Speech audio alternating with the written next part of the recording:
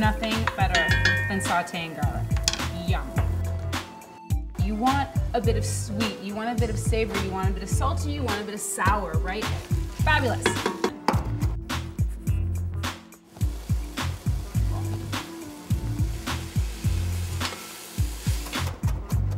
Yum. Okay, these are ready.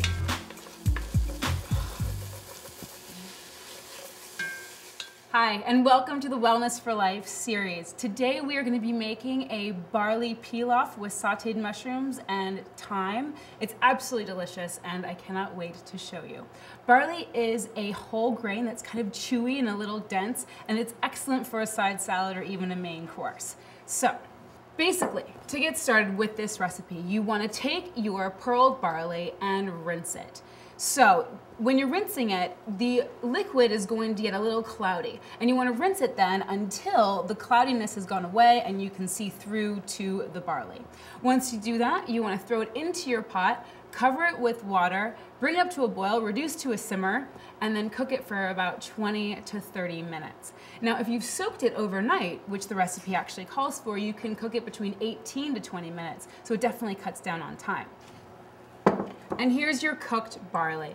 It definitely is bigger than before, right? It's all waterlogged, really delicious, and good. Let's do a little bit more. Love olive oil. So this is elephant garlic. Why? Because it's huge. Do a little quick smash, and then you want to gently mince it.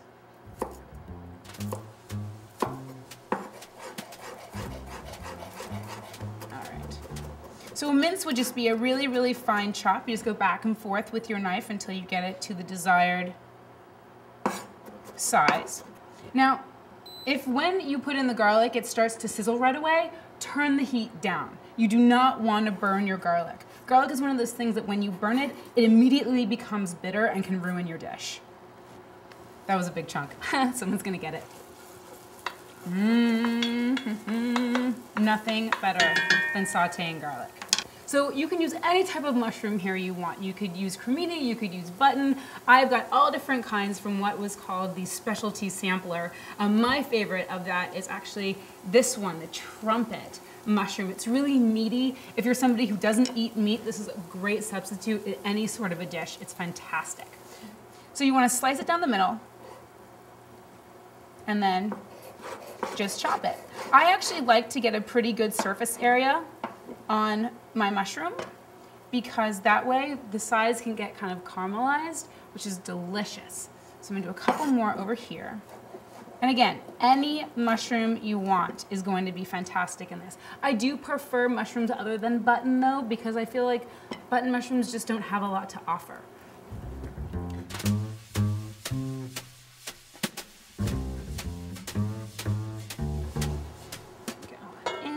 And now that the mushrooms are in, you can actually bring up your heat on the garlic, and that'll be just fine. Oh, yum.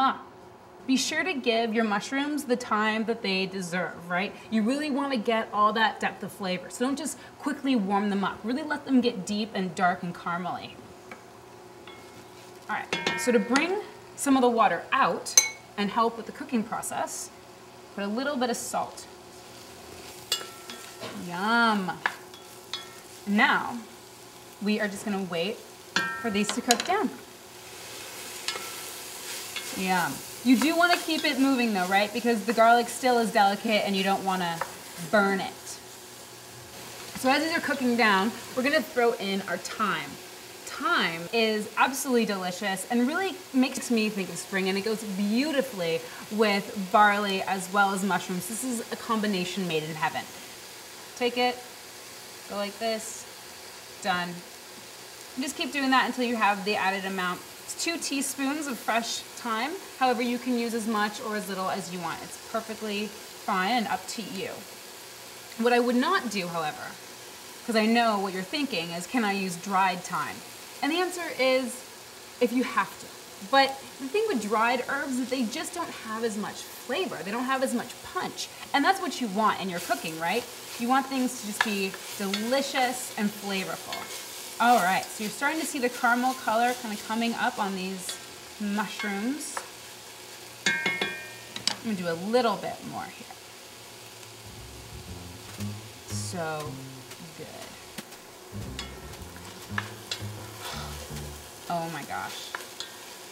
Right before your mushrooms are done, you actually want to deglaze the pan with lemon juice. And this acid really helps to perk up the whole thing. So you take your lemon, slice it in half. If you want to, you can just squeeze it right in, watch out for the seeds, or you can have a lemon press, which is fantastic. Really easy and simple. You just put in a few tablespoons of lemon and watch that cook out. And when you're cooking, the more you cook, the more you begin to understand balance and flavor. And this is something that you want. You want a bit of sweet, you want a bit of savory, you want a bit of salty, you want a bit of sour, right? Because when you have all of those flavor combinations within your food, you don't then crave for something else because you've already gotten it all. So that's really the key to good cooking, is making sure that your dishes have got everything in it. So you're not dealing with a craving at the end of the evening. But if you are, that's okay too. Yum. Okay, these are ready. I couldn't be more excited. So, you've got your cooked barley, and you just want to spoon your cooked barley into your mushrooms. And so you basically just want to put it in a little bit at a time, do a little salt, just a little bit every time. You add a scoop or two, just keeping it going. Yes. Okay, fabulous. Last thing. All right, I lied. 2 last things. You always want herbs. The more herbs, the better. So, got your parsley. This is Italian flat leaf parsley. And I use this over the curly one because I was scarred as a child with the curly one and I just don't like it. So I use flat leaf all the time. And I think it actually has more of a parsley flavor, a clean parsley flavor. All right. Just got a little bit more here.